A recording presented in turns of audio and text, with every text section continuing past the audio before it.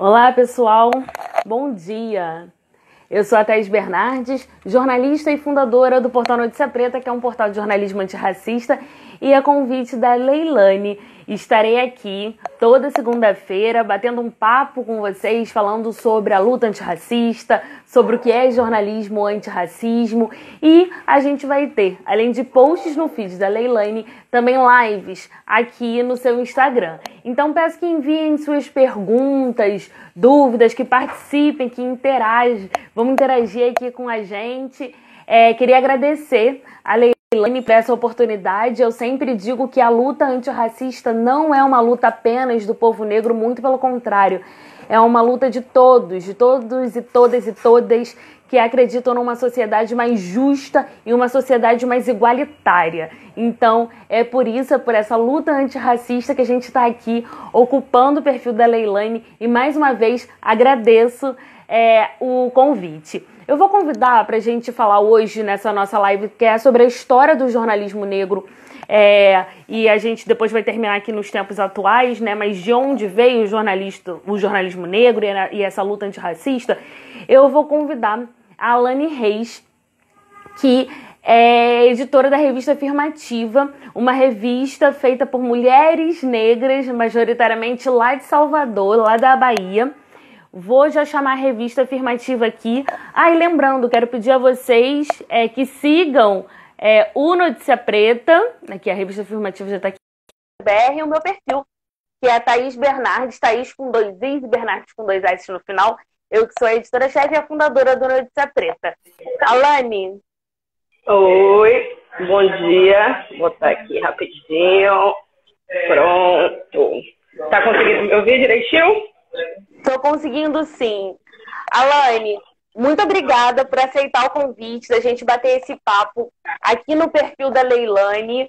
Essa iniciativa, né, Vozes Negras Importam, que é uma iniciativa bacana, importante, porque leva a gente a outros públicos, a outras pessoas que não conheciam a gente, que não conheciam o nosso trabalho. Então, iniciativas como essa da Leilane são fundamentais para a gente poder não ter voz, porque ter voz a gente sempre teve, mas que a nossa voz ecoe cada vez mais e que outras pessoas possam nos ouvir também. Então, gostaria de agradecer a sua participação aqui, Alane, e queria que você se apresentasse e apresentasse também a revista Afirmativa. Bom dia, gente. Bom dia, Thaís. Bom dia a todo mundo que está me escutando, nos escutando aqui. É um prazer, Thaís, conversar com você, que é essa pessoa aí que eu respeito tanto, que eu admiro. Meu nome é Alane Reis, eu sou jornalista e como a Thaís já falou, eu sou editora de uma revista de mídia negra e um portal de mídia negra aqui da Bahia, que é a revista Afirmativa. Sou militante também no Movimento de Mulheres Negras, atuo no Instituto Odara, que é uma organização de mulheres negras também. Enfim, sou alguém aí que ao longo dessa trajetória venho construindo formas de pensar coletivamente a luta contra o racismo, a luta contra o sexismo, o patriarcado. Gostaria de iniciar essa nossa conversa aqui saudando ao orixá da comunicação, a Exu, que é quem abre e quem fecha os caminhos, né? Que ele seja generoso aqui, que a nossa conversa seja ótima, que eu tenho certeza que vai ser, mas que ele seja generoso com quem está nos escutando, que ele ajude no processo de compreensão aqui, tanto desse nosso diálogo, como depois aí com o Midian, ajudar que hoje é segunda-feira, ajudar que hoje é a primeira live desse seu processo aí. Então eu acho que chamar por Exu Laroyê é importante, é necessário aí para que conduza bem aí a nossa conversa. Então é isso, a Afirmativa é um veículo de comunicação que surgiu numa cidade do interior da Bahia chamada Cachoeira, que é uma cidade que é conhecida aí a gente costuma chamar, muitas pessoas costumam chamar como a Meca Negra da diáspora, porque é uma cidade no recôncavo da Bahia que tem 97% de população negra e que tem uma preservação da cultura de matriz africana, muito por causa do candomblé, das religiões de matriz africana. E lá, enquanto enquanto estudante, quando eu era graduanda de jornalismo, aí com alguns outros colegas, também negros, também cotistas, a gente já se incomodava com essa coisa da não representação das pessoas negras no jornalismo, com a falta de acesso no veículo laboratorial da universidade para pensar as questões raciais. E aí, assim surge, há quase 7 anos atrás, a revista Afirmativa, e desde então a gente tem se articulado com o movimento de mulheres negras, com o movimento de juventude negra. Estamos aí na luta que você conhece bem. Te conheço. Alana, eu gostaria de a gente começar. Eu sempre falo que o jornalismo é um processo de educação. A nossa função, ela também é de educar a população. Então, eu acho que é muito válido a gente trazer um olhar e um recorte histórico do jornalismo negro, porque hoje em dia, quando a gente fala sobre luta antirracista, parece que surgiu agora. Mas, como a gente sempre diz, os nossos passos vêm de longe. Se hoje tem eu e a Alane aqui, 2 mulheres pretas e jornalistas fazendo jornalismo independente, é porque outras mulheres possibilitaram que a gente estivesse aqui hoje, né? Então, outros homens e mulheres negros. Então, eu gostaria que a gente trouxesse, Alane, esse recorte histórico do jornalismo negro, que você tem pesquisa sobre isso, você fala muito bem sobre isso, para a gente poder dar esse panorama, que já tem muito tempo que a gente está aí fazendo jornalismo, né? Então, traga para a gente esse recorte do jornalismo negro no Brasil. Então, Márcia, é importante demais sempre a gente trazer a história, né, nos nossos diálogos, para pensar conjuntura, para pensar qualquer processo. Eu estou no mestrado agora e eu pesquiso mídia negra, imprensa negra, jornalismo negro. E para pensar, assim que surge essa minha provocação, né? Para estudar a imprensa negra e mídia negra. Quais foram as elaborações que as pessoas negras organizadas, que o movimento negro, ao longo da história aí, fez sobre o que é nação, né? A gente vive falando aí que essa democracia brasileira não nos representa, porque a gente, população negra, nunca experimentou democracia de fato. Só que a gente, movimento negro organizado, já elabora historicamente sobre o que a gente queria para o país, por que o país, que a branquitude, que a elite branca construía, não seria um país em que os nossos direitos, a nossa cidadania, que nós estaríamos plenamente integradas. E isso eu comecei a perceber que essas elaborações, elas estavam presentes onde mais? No jornalismo produzido por pessoas negras, na imprensa negra. E aí, Thaís, tem uma coisa que eu venho percebendo, o que a gente tem de primeiro dado assim, oficial de imprensa negra no Brasil, que é assim que foi se chamando, e aí a gente atualiza hoje, a gente chama de jornalismo negro, jornalismo antirracista, de mídia negra, porque a gente hoje tem um nível de tecnicidade, de diversidade de linguagem, que naquele momento era só a prensa mesmo, né, o jornal, e é assim que surge o nome imprensa, mas o que a gente tem de primeiro registro é o jornal O Homem de Cor, que nasce na tipografia Fluminense de Brito, aí no estado do Rio de Janeiro, né, que a gente tem uma grande contribuição de pessoas negras, de pessoas pretas e mestiças, né, pardas, que naquele momento, no século XIX, até a parte do século XX, foram chamadas de pardas, aquela pessoa que não era preta, né, como os africanos, mas que também não seria branca, e aí a gente, no processo do movimento negro contemporâneo, vai compreender essas pessoas como negras, mas naquele momento, as pessoas pretas e as pessoas pardas, que eram livres, porque tem muita gente que acha que toda a população preta e negra brasileira foi escrava até 1888, quando se aboliu a escravidão, e isso não é verdade.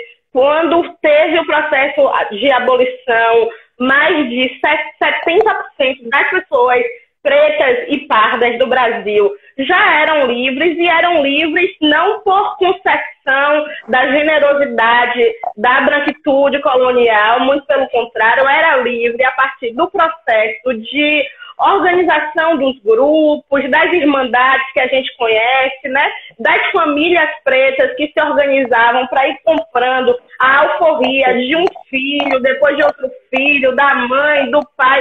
É assim que, quando a gente tem um processo de abolição, a maior parte dos pretos e pardos do Brasil já eram livres.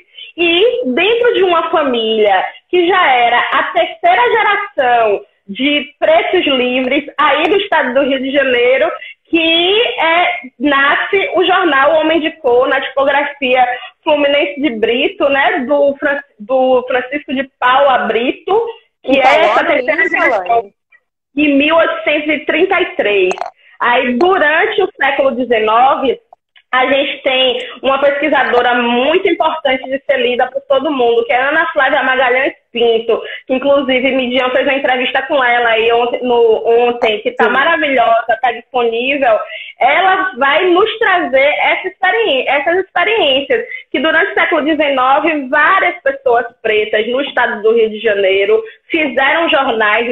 Naquele momento era um período de Brasil Regência, né? Dom Pedro I já tinha saído, foi antes do governo de Dom Pedro II. O Brasil estava numa instabilidade muito grande, muitas pessoas já pressionavam, já tinha um movimento crescente republicano falando que o Brasil não poderia ser mais colônia de Portugal, que ele precisava ser uma república para acompanhar o processo de modernidade que já estava circulando no mundo, na Europa, nos Estados Unidos. E aí essas pessoas começam a fazer jornalismo negro, imprensa negra, para questionar os direitos das pessoas pretas que eram livres. Muito mais do que a boa parte defendia a abolição também, mas naquele momento, aquilo que a gente poderia chamar de maioria de trabalhadores autônomos, é que é difícil chamar de classe média no momento em que o Brasil ainda vive um período escravocrata, mas trabalhadores autônomos, liberais, jornalistas, advogados, barbeiros, costureiros. Essas pessoas, elas se organizam em torno dos jornais aí no Rio de Janeiro para dizer que é preciso respeitar a Constituição. E a Constituição, naquele momento, dizia que pessoas pretas, livres, deveriam gozar dos mesmos direitos, né, de qualquer cidadão, e que as pessoas, que é uma expressão muito legal, que eu acho engraçada, que isso acompanha toda a imprensa negra do século XIX e até a metade do século XX, que é que as pessoas deveriam ser avaliadas por seus vícios e virtudes, e não pela cor da pele. E aí eles estavam dizendo que eles eram livres de vícios e cheios de virtudes, porque a gente sabe que essa coisa do vício sempre foi trazido para a população negra como um lugar de criminalização e tal. E aí, nesse momento, o que é que eu destaco, eu venho avaliando aí nas pesquisas que eu tenho feito, nas leituras que eu tenho feito das pessoas que estudam a imprensa negra, é que a imprensa negra brasileira sempre elaborou sobre qual país nós queremos, sempre elaborou sobre que nação deveria ser construída se nós quiséssemos acompanhar o movimento desenvolvimentista do mundo, se nós quiséssemos que o Brasil fosse um país em que as pessoas gozassem de direitos, em que a gente se desenvolvesse economicamente. Sempre foi, primeiro, criticando o Império, defendendo a República, defendendo a abolição, tudo que dizia respeito ao processo, né, de governo, ao processo de modelo organizacional, modelo de governo que a gente pensava para o Brasil. E aí a gente vem acompanhando isso acontecendo de novo aí. Você quer que eu continue falando, pegando gancho, ou você quer interromper? Eu quero que você continue falando. Estou vendo aqui o tempo para o Midian poder vir, mas você ainda tem mais aí uns 15 minutos. Eu quero que você continue. Eu estou assistindo a aula. Eu acho que é muito importante, Alane, a gente trazer esse recorte da mídia negra. É muito... A gente precisa dizer isso, né? Que nossos passos vêm de longe. O jornalismo negro não nasceu agora. E o que é o jornalismo negro agora é a mesma coisa que o jornalismo negro sempre quis historicamente, né? Que é esse processo de igualdade, né? Então, eu vou deixar você prosseguir aí a sua explanação. Pronto, quando quiser interromper para a gente dialogar, estou aqui. Então, a gente passa desse processo, né, que eu citei aí, Ana Paula Magalhães, como a principal referência do século XIX, e a gente muda aí até o final, entre o século XIX e o início do século XX, com um demarcador de um jornal extremamente importante, que é o jornal O Homem, que é do estado do Pernambuco. É interessante que, nesse momento aí, tanto a imprensa negra quanto os movimentos negros organizados, né? E a maioria deles eram clubes e associações de homens de cor. Nesse momento, o ser mulher e ser qualquer outro tipo de identidade de gênero e sexualidade nem se pensava, mas nesse momento tudo era chamado de o homem. Né? A gente compreende que é um período da história mesmo, mas o homem negro, o homem de cor, o brasileiro pardo, tem vários nomes aí, mas é sempre no masculino, é sempre trazendo essa presença, não que não tivessem mulheres organizadas em volta desses jornais, mas a gente compreende que, pelo contexto histórico, era a presença masculina que se destacava aí nesse momento. E aí esse jornal do Pernambuco, ele é extremamente importante, porque é um jornal que a gente percebe que já tinha um processo de organização um pouco maior do que aqueles lá de 1830 e poucos, e 40, porque a gente já chega mais aí para o final do século XIX, as condições de acesso à tecnologia provavelmente já tinha mudado um pouco, e esse jornal, ele passa a ser mais ousado. Ele vai chamar o processo da República com mais ousadia, defender a abolição com mais ousadia, criticar determinados jornais abolicionistas no sentido de dizer eles não querem a inclusão dos negros na sociedade, eles defendem o abolicionismo porque economicamente isso também é melhor para o Brasil. A gente já consegue ver uma presença do que a gente chamaria hoje de mais afrontosa nesse jornal aí, e ele passa para o século, aí a gente passando para o século XX, a gente tem uma infinidade de jornais também. O centro da imprensa negra passa a ser com mais força aí até chamaria de terceira ou quarta década do século XX, o estado de São Paulo, principalmente aí, né, que no momento a província, mas principalmente São Paulo e Campinas, passa a ser esse lugar. Tem o Rio Grande do Sul, que sempre foi um estado referência também de imprensa negra, mas São Paulo tem uma experiência bastante exitosa, assim, da organização dos jornais negros nesse momento. E aí, uma coisa interessante que a gente percebe é que esses jornais aí se reivindicavam enquanto imprensa negra. A maioria desses jornais, eles nascem fruto de um processo de organização dessas associações, que eram chamadas de associações dos homens de cor, que no início do século XX era extremamente popular. Aí, o que se tem de organização de movimento negro nesse período são essas associações. Depois, aí, a partir de 1930, a gente tem uma expressão que ficou conhecida como a primeira expressão de movimento negro de cunho nacional, que é a Frente Negra Brasileira, mas nesse momento esses jornais também faziam a mesma coisa, denunciavam a agressão da guarda, né, que naquele momento ainda era, até o século XIX, era chamada de guarda nacional, guarda imperial, mas que tinha a função de polícia. E aí isso é uma coisa extremamente interessante, que a gente, do século XIX para cá, faz o mesmo papel de denunciar a truculência da polícia com as pessoas negras. Isso é uma coisa extremamente, a gente perceber a atualização do racismo, né, como é que ele se dava. A gente percebia que esses grupos, que essas associações, elas eram digamos que a pauta prioritária, tudo que se tinha de festa, de casamento, de enterro, de disputa política entre essas associações, isso era uma prioridade da maioria dos jornais, sendo que muitos desses jornais surgiam dessas associações.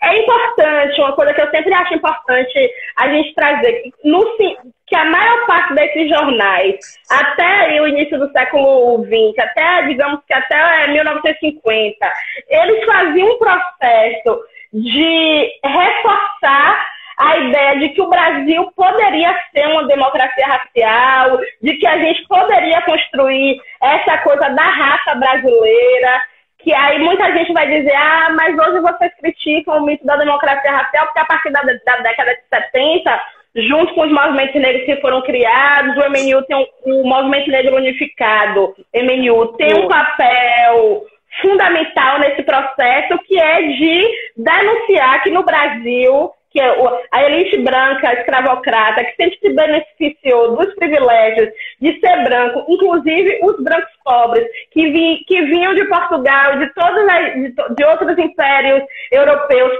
para cá, extremamente pobres, e viravam traficantes de escravos, cresciam economicamente. Essas pessoas, elas tinham essa coisa de dizer que no Brasil não tinha racismo, que aqui era uma democracia racial. A gente tem toda a intelectualidade branca brasileira que sistematizou, né, escreveu, e aí a gente tem o destaque para o livro Casa Grande Senzala, de Gilberto Freire, que no Brasil não tinha racismo, e que a escravidão aqui foi boazinha, que a gente não apanhava não, que era um processo de que...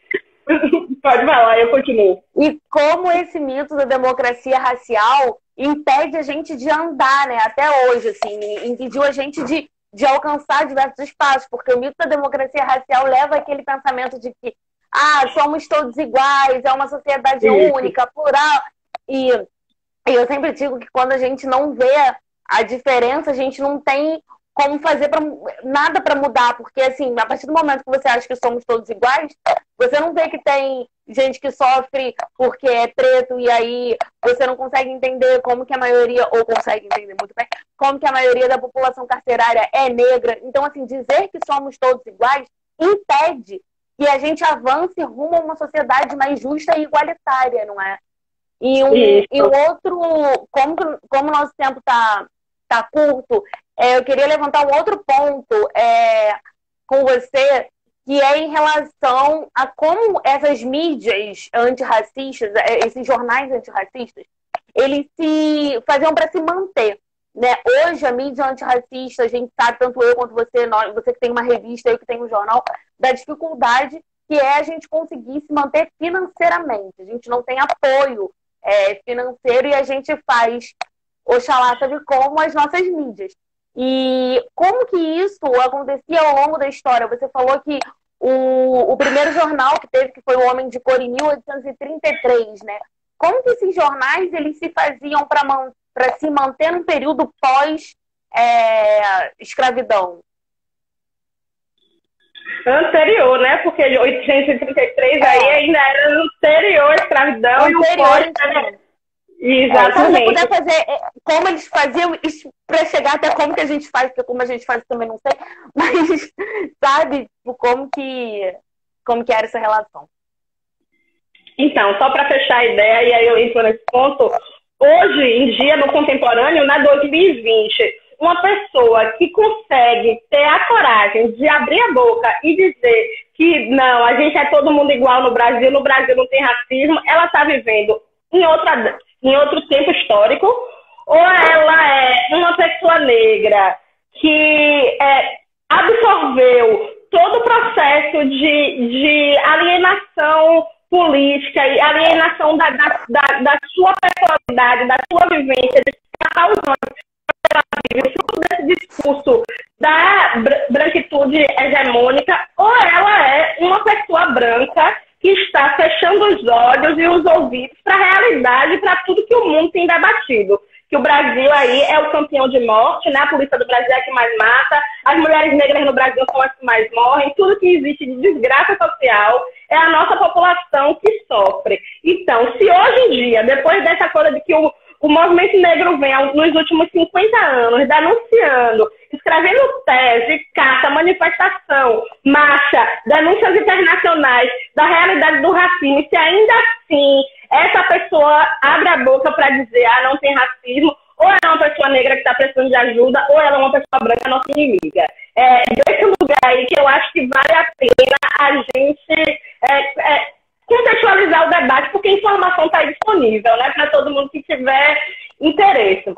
Esses jornais, aí seguindo a linha do que você está falando, eles viviam num processo de dificuldade muito parecido do que a gente vive hoje. Assim. A maioria deles, tanto aí no século XIX, como até meados do século XX, eles viviam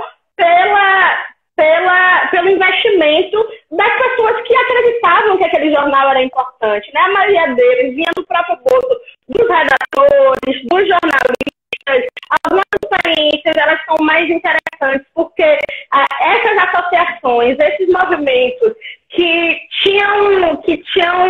ganhavam visibilidade, que ganhavam um processo de notoriedade com a participação desses jornais, esses associados contribuíam com pequenas quantias para que esses jornais se mantessem, que aí é uma lógica muito parecida com a lógica das assinaturas que vocês têm feito, as blogueiras negras têm feito, o Uma Preta tem feito, mas, de modo geral, esses jornais tinham uma durabilidade muito curta. A gente tem experiências de jornais que duravam 4, 5, 6 edições e terminavam porque não existia capacidade financeira, né? Imprimir era caro, as pessoas nem ganhavam, mas imprimir papel e tinta, só isso já era caro para que esses grupos se mantessem, né?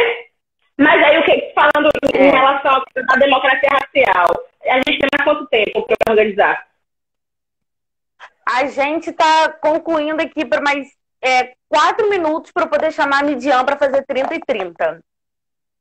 Certo. Eu podia dar um tempinho a mais aí para a gente concluir a ideia, uns 5 minutos a mais, mas enfim, chegando aí nesse ponto. Esses jornais, eles durante algum tempo, eles acreditaram nessa coisa de que reforçar o mito da democracia racial... Desculpa eu cortar você, e eu vou te dar mais tempo. É só porque, vamos lá, Neide, ela tá entrando aqui para falar que não tem diferença entre preto e branco, que preto está fazendo muito mimimi. Neide, esse espaço é justamente para você ouvir a gente, ouvir que não é mimimi, a gente está trazendo uma história. A gente está explicando historicamente porque nós recebemos menos do que os brancos. Porque os nossos filhos morrem com um tiro de fuzil pelas costas dentro de casa. E isso não é mimimi. Porque a partir do momento que você acha que é mimimi, você não está colaborando para a gente ter uma sociedade mais justa, igualitária, que é boa para mim, para os meus filhos, para você e para os seus filhos. Então, esse espaço que gentilmente a Leilane, por entender a importância da luta antirracista, cedeu para a gente, é um espaço de aprendizado para todos nós. Então, Neide, isso aqui não é mimimi. Isso aqui é um espaço de escuta. Venha, escuta e vamos juntas construir uma sociedade melhor, porque dizer que é mimimi não faz a luta avançar. Nem para mim e nem para você.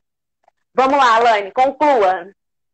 Então, é isso mesmo. Neide provavelmente é uma mulher branca que tem dificuldade de reconhecer que a vida dela inteira foi marcada pelo privilégio de ser branca, enquanto isso ela naturalizou, por exemplo, que meninos de 5 anos fossem jogados do 9º andar, como Miguel, da Paris, que meninos como João Pedro, com 14, 15 anos de idade, dentro de casa, brincando, fossem fuzilados, sequestrados, que a mãe dele pudesse ficar aí 15 horas esperando por notícias desse corpo desse filho, que é isso que acontece, né?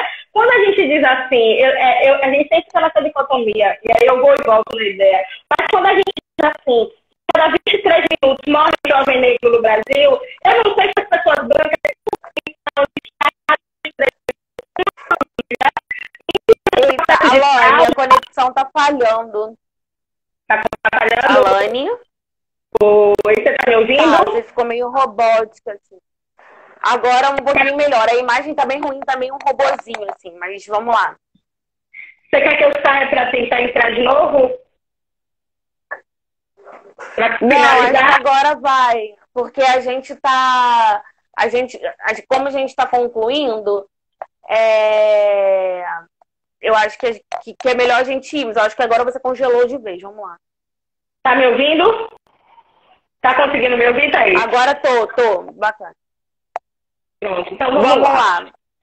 Então, esse processo de não naturalização do racismo, né, que é uma coisa que sempre foi naturalizada, eu estava dizendo que em determinado momento a imprensa negra, o jornalismo negro, fruto do que era debatido no movimento negro, acreditou que isso pudesse ser possível, né, de que o Brasil chegaria no momento em que nós teríamos uma democracia racial, e aí a história ela é fantástica, porque ela vai nos dizer que isso não aconteceu e não acontecerá até que a gente invista em processos, né, o Estado, a sociedade civil, as empresas que incluam e que valorizem, né, as experiências das pessoas negras como um vetor de desenvolvimento do país, mas que também a gente consiga ter um processo de sensibilidade. Está conseguindo me ouvir? De sensibilidade. Tá.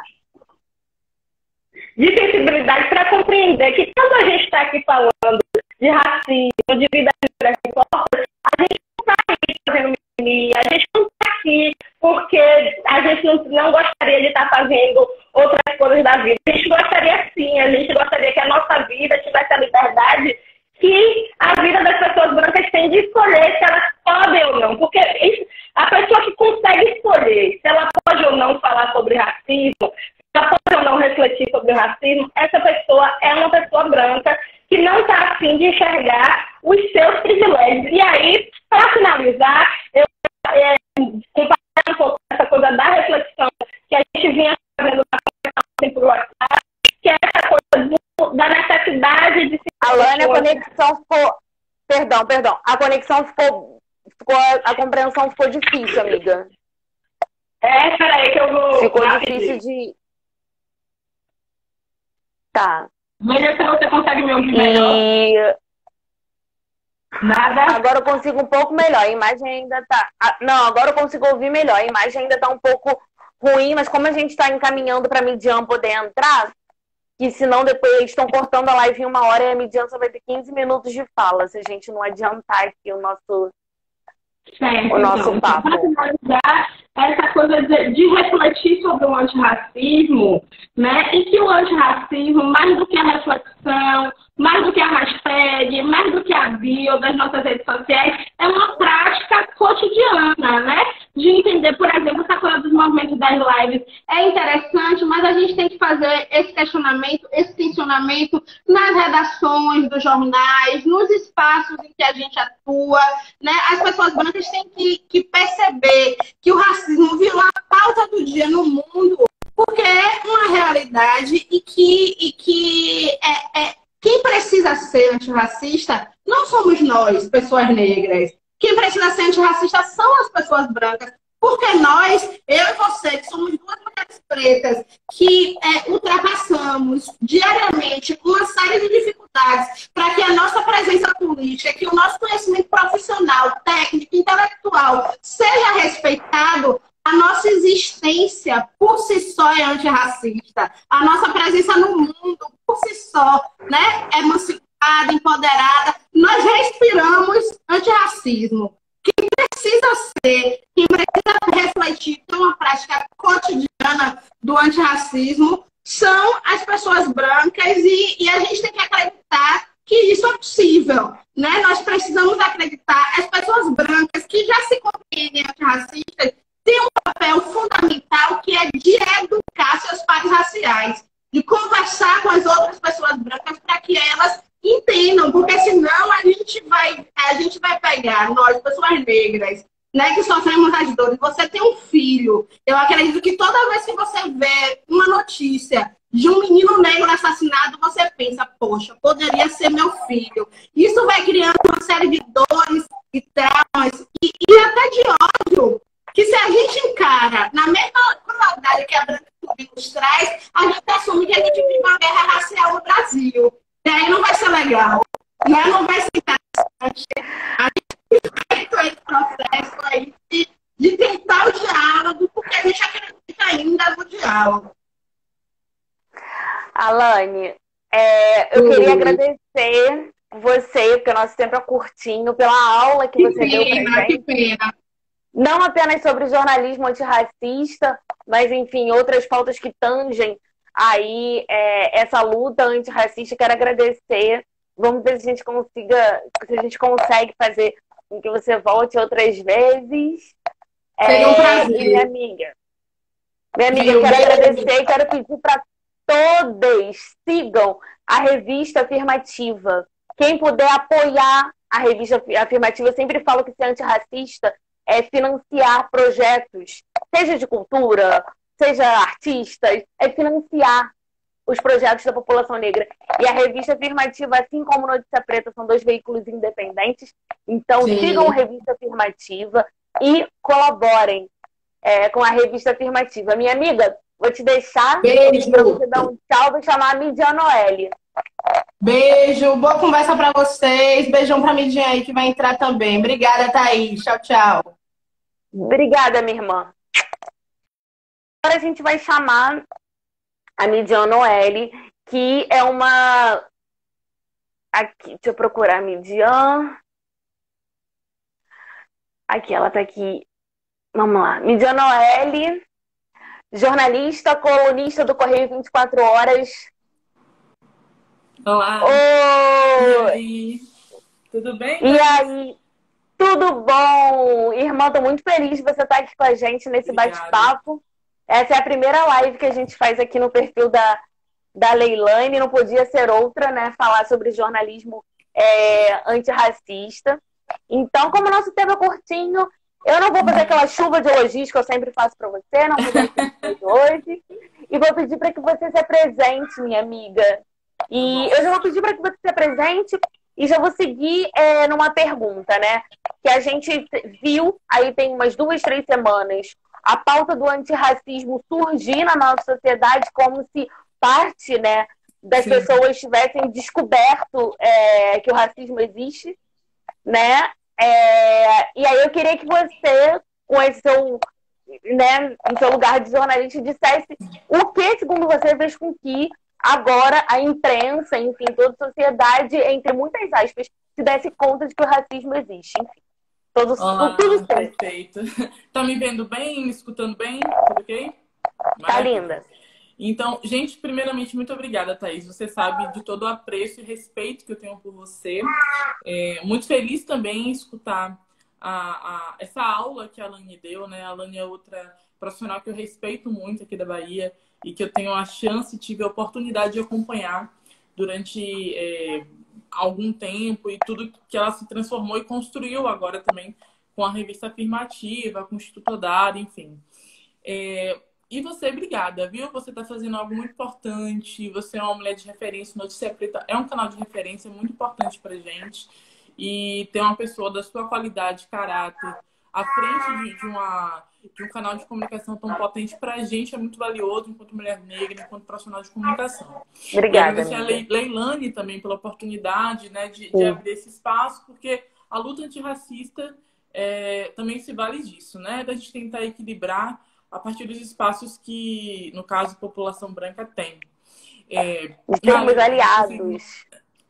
Exatamente. Precisa de aliados nessa luta antirracista, né? Porque, como a Alane bem disse, a gente sempre destaca enfrentamento ao racismo é um problema dos brancos, né? Porque quem cria essa pauta violenta, enfim, historicamente foram eles. E se a gente for pensar que nem o Yuri Marçal também trouxe pra gente naquele vídeo sobre a Luísa Nunes, que ele critica, né?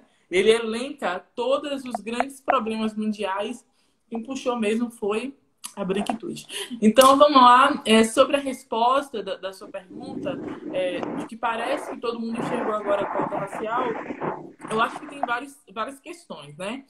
Considerando primeiro que vem dos Estados Unidos. A gente vive parece uma uma nova colonização, né? Um novo tipo é uma pós-colonialidade que parece que ainda é um processo de colonização e que a gente está ligado muito a essa lógica de que o que acontece nos Estados Unidos reverbera no mundo, mas aqui no Brasil, em especial, politicamente, a gente está num momento também em que a gente tem enfim, tem um governo, tudo isso, que dialoga muito com os Estados Unidos, né? E a gente sabe que isso repercute de várias formas, negativamente também. Quando a gente vê um vídeo de uma pessoa como George Floyd sendo assassinado, a gente remete também ao ano passado que teve naquele supermercado, né? Que uma pessoa também foi morta da mesma forma por um segurança. Foi, aqui no Rio de Janeiro. Aí no Rio de Janeiro, a diferença um menino que morreu estrangulado. Morreu estrangulado. Foi a mesma situação, Só que aconteceu num país em que as mortes de pessoas pretas são justificadas, né? Em que as mortes de pessoas pretas são banalizadas. Então, assim, que os meios de comunicação, inclusive, corroboram e contribuem para esse processo de estigmatização e perpetuação do racismo. Então, quando a gente fala de comunicação antirracista, a gente fala da importância, assim, de expor essas questões, né? E de trabalhar a nossa comunicação, a forma que a gente, como profissional desses espaços, precisa se comportar. E precisa trazer na sua narrativa, nessa construção linguística, né? Enfim, é uma coisa mesmo que é de construção de história, né? Quando a Anne traz esse processo histórico, e ontem eu conversava com a Ana Flávia Magalhães Pinto, por favor, leiam a Ana Flávia Magalhães Pinto, por favor, ela é historiadora, ela é jornalista, e ela traz pra gente em Imprensa Negra no Brasil e no livro Escritas de Liberdade, que é como se fosse uma sequência, que ela conta história de Machado de Assis, Luiz Gama, o Ferreira de Menezes, o José do Patrocínio, pessoas que estavam nesses espaços de comunicação, tinham outros trabalhos também, né? Advogado, enfim, das letras, escreviam peças, mas que estavam nesses espaços de comunicação registrando a nossa história, registrando a nossa memória. E essas pessoas traziam outras narrativas antes mesmo da abolição. Como a Alane trouxe, a pré-abolição já contava com esses abolicionistas. E a gente, hoje em dia, eu, a Alane, Thaís, né, todas essas mídias negras que existem, a Silvia, do site Mundo Negro. Tem que trazer a Alma Preta também, tem que trazer a revista Raça. A revista Raça, vem transformando a nossa autoestima, vem contribuindo para melhorar a nossa autoestima através da comunicação, né? Quando a gente vê hoje o Manuel Soares, que é um comunicador na capa da Raça, é um reconhecimento da gente, quanto profissional de comunicação, que está trabalhando certo. Então, falar do que acontece nos Estados Unidos, essa repercussão em nível global, é justamente o que acontece nessa grande potência mundial, que é os Estados Unidos, mas também nesse momento de pandemia, né? Eu fico me perguntando muito, por exemplo, a Opal Tometi, que é uma das organizadoras da Black Lives Matter, teve aqui em Salvador no ano passado. Então, assim, isso não foi uma coisa que deu um boom, né? A discussão do racismo já está há muito tempo. Desculpa, fala. Ontem eu estava vendo uma entrevista da Oprah que ela fez, enfim, com várias pessoas negras e inclusive tinha a Ava. Uhum. E essa pergunta que eu fiz pra você, a Oprah fez pra Ava. Olha, eu me achando a Oprah fazendo pergunta pra Ava. Mas é, gata. Eu sou bem a Ava também. E ela perguntou aqui que eu vi, mas eu vou dizer que eu sou Ava hoje. Larissa é incrível, acompanha cineasta negra maravilhosa. E aí, a Oprah perguntou pra Ava o que ela achava que tinha feito com que o caso do George Floyd fosse mundialmente repercutido. E ela falou algo que eu não tinha pensado, que visualmente, pela primeira vez, a gente viu o rosto do policial branco estrangulando o homem negro. Que normalmente, quando a gente diz que uma pessoa negra morreu, a gente nunca expõe o rosto do assassino. Mas a gente sempre expõe... Eu acho que é o fato de... Só para concluir. Esse é Estados Unidos. Só para concluir, menina, rapidinho. E aí, ela tá fazendo um movimento agora, esqueci o nome do site, que ela criou, onde ela vai mostrar o rosto de cada policial que tem envolvimento com casos de racismo, porque o que acontece com esses policiais, ele comete o crime num distrito e ele vai para um outro distrito. Sim. Então a ideia é que quando ele for para outro distrito, as pessoas reconhecendo o rosto dele, saibam que aquele ali é um policial que já matou, enfim, ou que já teve alguma ação violenta com uma pessoa negra. Sim, não, o racismo é um crime terrível, né? E assim, no Brasil é muito comum casos de violência policial. No Brasil a gente tem a maioria da população negra e às vezes muitos policiais são negros, né? E a gente compreende também que esse esquema do sistema punitivista, dessa segurança pública genocida, e aí eu trago um outro livro que é Corpo Negro Caído no Chão, de Ana Flávia, ou de Ana Flauzina, ela traz justamente todo esse processo, desde o passado até agora, de como se construiu o sistema de justiça, né? E aí a população negra aqui, muitos policiais são negros e acabam sendo usados dentro desse sistema, que é um sistema que só faz destruir a nós mesmos. Então, assim, são muitas questões. No caso dos Estados Unidos, é um homem branco matando um homem negro, mas assim, eu entendo que a Ava, que a Oprah, todas vêm de uma lógica estadunidense, né? Elas também se compreendem no centro do mundo enquanto produtoras de conteúdo, né? Enquanto mentes pensantes. Então elas têm um lugar delas, que é um lugar também de se olhar nesse espaço enquanto referências, né? Mas no Brasil, isso já acontece. Inclusive, pessoas brancas... Esse caso do ex era um homem branco, eu não lembro, acho que ele era branco ou não era. O segurança era. E o menino era negro, o segurança era branco. Então, socialmente branco. Eu não sei se ele era pardo ou se ele era branco, mas eu lembro que ele era muito claro, eu acho que ele era branco mesmo. Então, assim, isso não choca em nível global, mas choca em nível global porque aconteceu nos Estados Unidos. Então, eu acho que a gente tem que pensar também de forma territorializada. Porque pra gente isso é algo corriqueiro e porque acontece nos Estados Unidos. Não é. Obviamente, os Estados Unidos tem 13 a 14% da população preta, né? Aqui somos a maioria. Então, o processo também de escravização no Brasil acabou banalizando. Por exemplo, a gente tem um sistema que é punitivista, né? É um sistema de justiça que é punitivista para a população preta. Se esse segurança, por exemplo, não fosse, sei lá, não é só questão racial, não. Se ele fosse uma pessoa negra, retinta, iam ter várias questões no Brasil. As pessoas iam acusar ele, ia falar, tá vendo um preto matando outro preto. Ia ter de tudo, né? Então, eu acho que a gente tem que começar a olhar para esse caso do George Floyd também numa outra perspectiva, que é uma perspectiva de gênero. A gente não pode falar de raça sem falar de gênero. Né? A Breonna Taylor foi morta em março, dentro de casa, quando estava com um companheiro. A polícia invadiu sem mandado de segurança. E o rapaz, ao se defender, né? Enfim, tem porte de arma lá também nos Estados Unidos. O rapaz, achando que era um assalto, usou a arma e atirou no policial. E o policial, em revide, matou a menina que estava em casa dormindo, assim, estava deitada, estava na cama, sei lá, não sei, matou a Breonna. A Breonna estava em casa. Então, assim, também foi nos Estados Unidos. Obviamente não tem um lance visual, mas tem essa questão de gênero, né? Então, a gente tem que estar sempre pontuando também, né? Qual é o lugar da mulher negra, né, nesses relatos. Quando a gente vê, por exemplo, na comunicação, só para falar mais rápido, porque o tempo está acabando, quando a gente vê na comunicação, quando os corpos negros são exibidos pela polícia, nesses programas policialescos, né, a gente está atualizando uma prática que era cometida no passado, quando os corpos negros eram exibidos para venda. Né? Quando a gente exibe as pessoas sem consentimento delas na TV, porque é sem consentimento. A gente está ferindo com o direito dessa pessoa também de não querer aparecer. Então, assim, o fato de uma pessoa ser criminosa ou não, não nos dá o direito também de exibir, em especial em situações de vulnerabilidade, como uma pessoa que comete um crime, enfim, né? Uma pessoa negra, geralmente pobre. Vai, amiga, fala. Não, inventando, se chegaram perguntas, pessoal, vocês podem mandar as suas perguntas aqui pra gente também. Eu sempre falo, Midian, que o preto ele sempre esteve no jornal, desde a imprensa régia. A diferença é que antes o nosso corpo estava como vende-se negro fujão.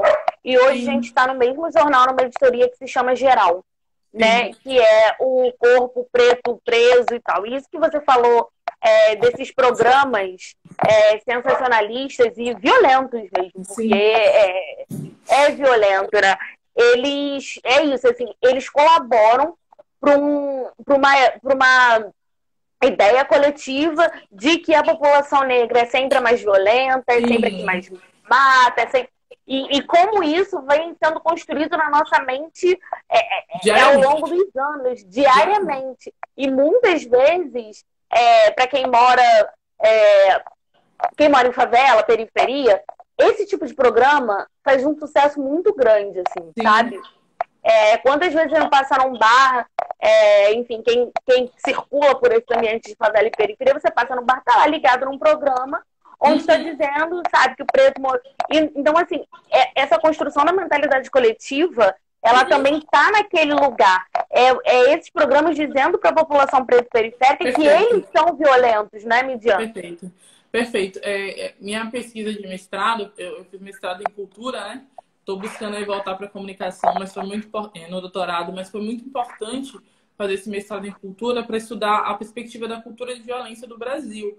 Nossa cultura de violência, ela é muito fundida essa perspectiva do racismo. Então, sistema de justiça, cultura de violência, segurança pública e racismo, né? Quando a gente vê hoje a coalizão dizendo não há democracia com racismo, não há democracia com racismo desde sempre. Não é uma coisa que é de hoje, não, entendeu?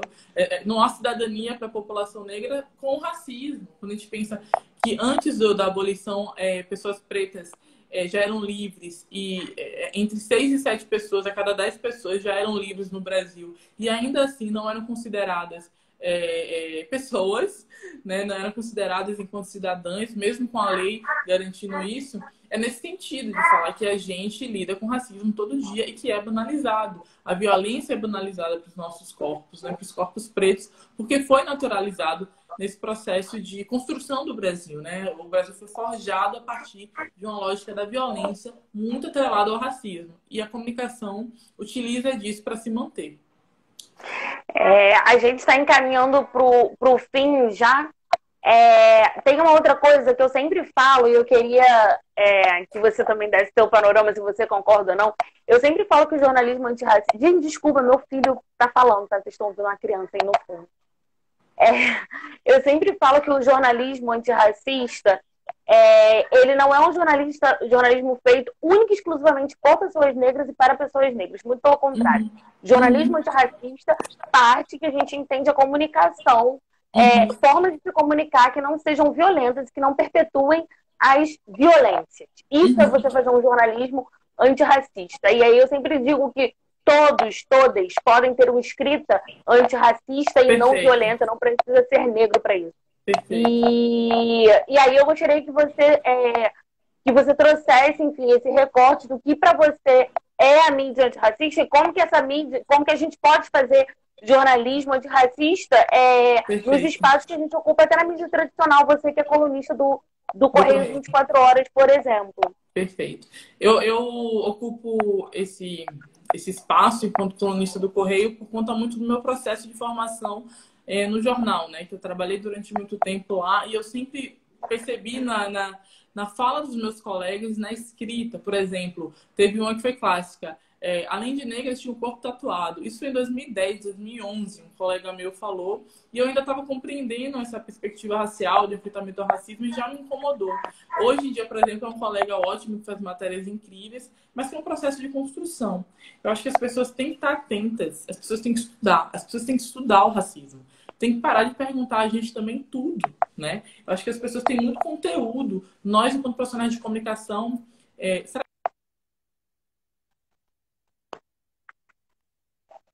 Eu não sei Opa, travou aqui, Midian. Pronto. Voltou. Tranquilo. Nós, enquanto profissionais de comunicação, a gente tem várias referências.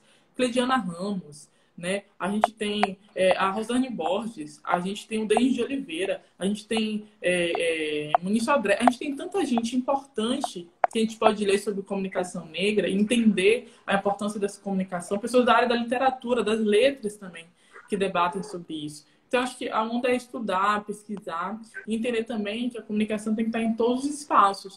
Quando a gente vê, por exemplo, um programa como da Globo News com tantos comunicadores negros virar um evento, não pode. Isso não é um evento, entendeu? Não é um evento, tem que ser todo dia. Então, a gente tem que ocupar mais os espaços e tem que naturalizar a nossa presença, o nosso corpo preto no espaço de comunicação. Amiga, acho que a gente está encaminhando para o fim, que é 12h58. Vamos fazer as nossas considerações finais. Enfim, deixa aí você se pedir, falar para as pessoas te seguirem, propor páginas para seguir. Perfeito. Por favor, me sigam, acompanhem. Eu tenho feito um trabalho com foco em comunicação, muito focado mais em comunicação antirracista.